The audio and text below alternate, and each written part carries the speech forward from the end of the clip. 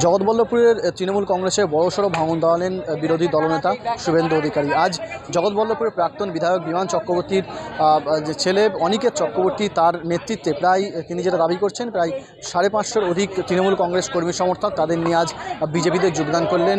ঘটনাচক্রে তিনি আবার তৃণমূল কংগ্রেসের প্রাক্তন যুব সভাপতিও বটে, অর্থাৎ তৃণমূল কংগ্রেসের প্রাক্তন যুব সভাপতি, এলাকার বেশ কয়েকজন তৃণমূল কংগ্রেস কর্মী, তিনি যেটা দাবি করছেন প্রায় 550 তৃণমূল কংগ্রেস কর্মী, তাদেরকে নিয়ে শুভেন্দু অধিকারীর হাত ধরে কিন্তু আজ তারা শুভেন্দু অধিকারীর হাত থেকে তারা পতাকা তুলে নেন। শুভেন্দু অধিকারীর হাত ধরে তারা কিন্তু আজ বিজেপির সদস্যপদ গ্রহণ করেন।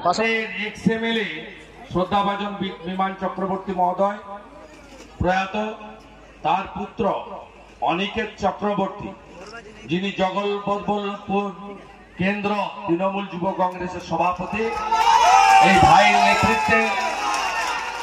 নেতৃত্বে আমরা যোগ দিলাম।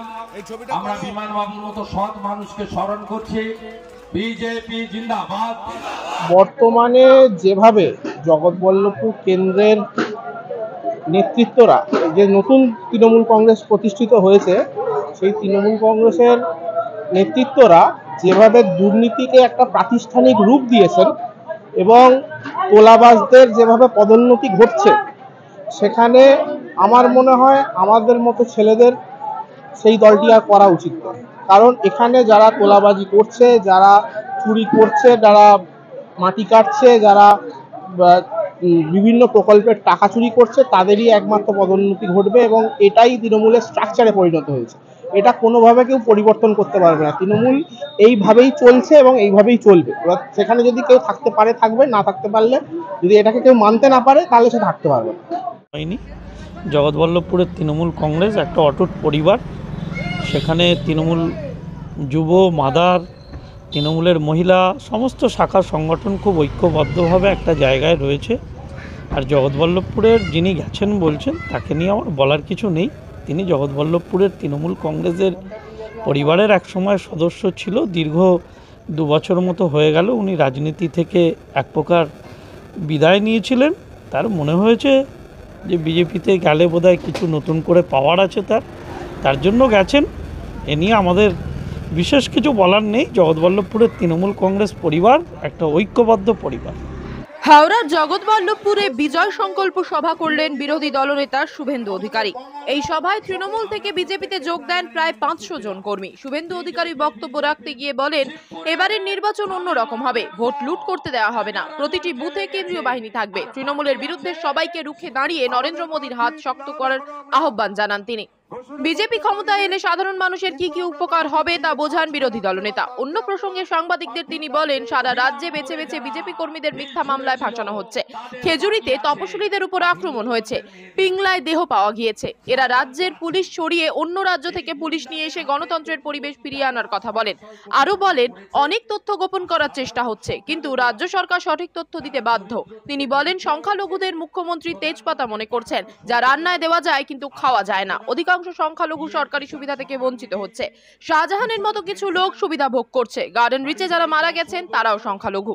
তবে এই সম্প্রদায়ের মানুষজন এবার বুঝতে শিখেছেন, তাই সিএ এর বিরোধিতা করেননি।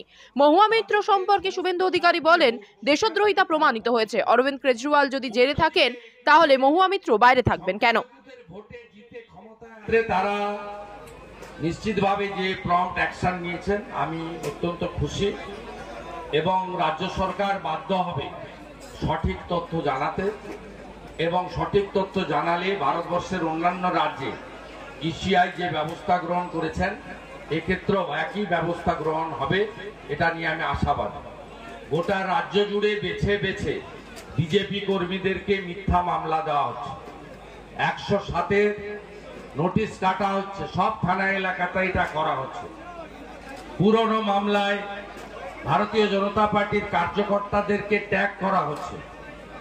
গতকাল রাত্রেও খেজুরিতে আমাদের মহিলা কর্মীদের, তফসিলি জাতি, দলিত পরিবারগুলোর উপর আক্রমণ হয়েছে। আজকে ভোরবেলা ধানের ক্ষেত থেকে পিংলাতে আমাদের একজন অঞ্চল কনভেনারের ভাইকে মৃত অবস্থায় ক্ষতবিক্ষত পাওয়া গেছে। তার দেহ রেখে ওখানে ঘাটালের প্রার্থী হিরণ চট্টোপাধ্যায় এবং ঘাটাল সাংগঠনিক জেলার সভাপতি তন্ময় দাস বিক্ষোভ দেখাচ্ছেন। পুলিশ দলদাসের মতো আচরণ করার চেষ্টা করছে।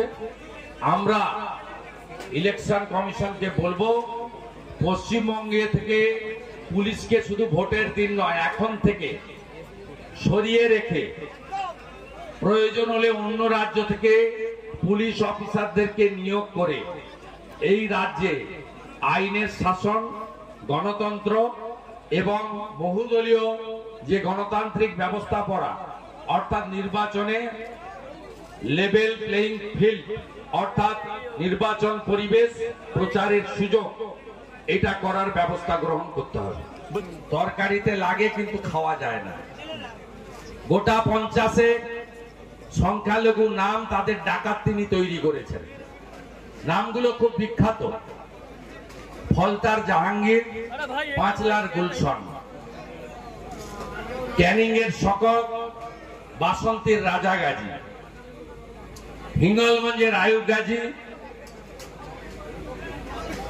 আপনার হিঙ্গলগঞ্জের মেহেদি হাসান, শাহজাহান তো আছেই। এই গুন্ডাদের হাতে কোটি কোটি টাকা, 100 কোটি টাকা করেছে। আর সাধারণ সংখ্যালঘুরা তারা দরিদ্র থেকে দরিদ্র হয়েছে। প্রধানমন্ত্রীর পাঠানো শৌচালয়, আবাস যোজনা, পিএম কিষাণ সম্মান নিধি, কিষাণ পেনশন, বাড়ি বাড়ি জল সরবরাহ, শিক্ষা, কর্মসংস্থান এবং তাদের যে সমস্ত লাইভলিহুড, সেখান থেকে তারা বঞ্চিত হয়েছে। উল্টো দিকে 21-এ সংখ্যালঘুদের ভোটে জিতে ক্ষমতায় আসার পরে প্রথম রামপুরহাটের বকটুইতে শিকল তুলে 7 জন সংখ্যালঘু মহিলাকে পুড়িয়ে মেরেছেন। আমতাতে আনিস খানকে আপনার পুলিশ 3 তলার ছাদ থেকে ঠেলে ফেলে মেরে দিয়েছে। ফুরপুরা শরীফের পীরজাদার বাড়ির ছেলে নওশাদ সিদ্দিকের টুপি ধরে বিজেপি টানেনি, আপনার পুলিশ কলকাতায় টেনেছে, 39 দিন জেল খাটিয়েছেন। আর ওখানে ববি হাকিম, ফিরাদ হাকিম আর কাউন্সিলর শামস ইকবাল বেআইনি বিল্ডিংটা তুলেছেন আর ধপ করে পড়েছে। আর ওই যে গার্বেজের তলায় যে 11 জন মারা গেছে, তারা প্রত্যেকেই গরিব সংখ্যালঘু। ভারতীয় জনতা পার্টি ভোটে সংখ্যালঘু সংখ্যাগুরু করে না। ভারতীয় জনতা পার্টির বিরোধী দলনেতা এবং এমএলএরা, নেতারা রামপুরহাটে মুখ্যমন্ত্রী যাওয়ার আগে পৌঁছেছে।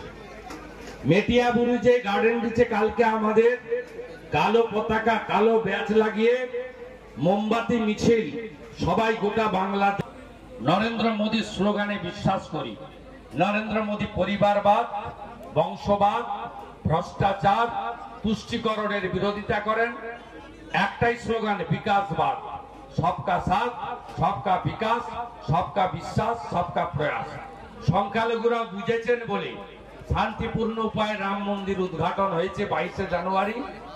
কোথাও অশান্তি করতে পারেননি, কারণ সংখ্যালঘুরা বুঝেছে কোর্টের লড়াইয়ের পরে সুপ্রিম কোর্টের নির্দেশে রাম মন্দির নির্মিত হয়েছে।